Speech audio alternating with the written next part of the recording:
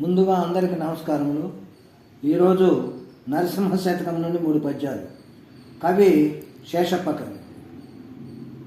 వ్యాసుడే కులమందు వాసిగా జన్మించే, విదుడే కులమందు వృద్ధి పొందే, కర్ణుడే కులమందు ఘనముగా వర్ధిల్లే, ఆ వశిష్ఠుడెందు నవతరించే, ఇంపుగా వాల్మీకి ఏ కులంబున వచ్చే, గుహుడను పుణ్యుడే కులము వాడు, శ్రీ సుకుండెతట జలగి జన్మించెను, శబరి ఏ కులమందు జన్మించే, ఏ కులమున వీరందరొచ్చినారు, నీ కృపాపాత్రులకు జాతి నీతులేల, భూషణ వికాస శ్రీ ధర్మపుర నివాస, దుష్ట సంహార నరసింహ దురిత దూర.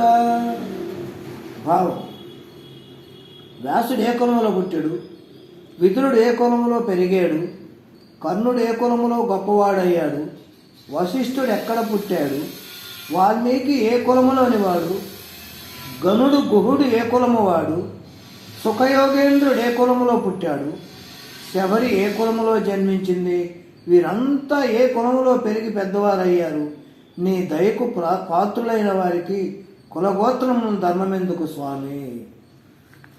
2.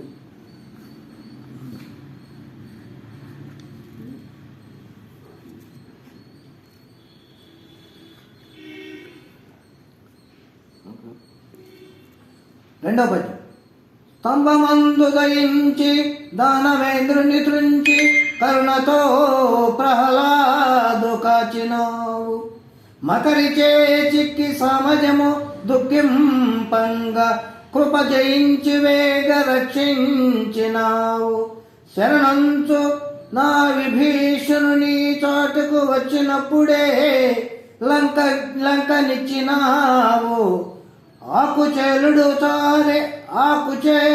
తారే రటుకులర్పించిన బహు సంపదలిచ్చి పంపినావు, వారెవలి నన్ను పోషింప వశము కాదే, ఇంత వలపేక్షమేల శ్రీకాంత, భూషణ వికాస శ్రీ ధర్మపురి నివాస, దుష్ట సంహార నరసింహ దురిత దూర.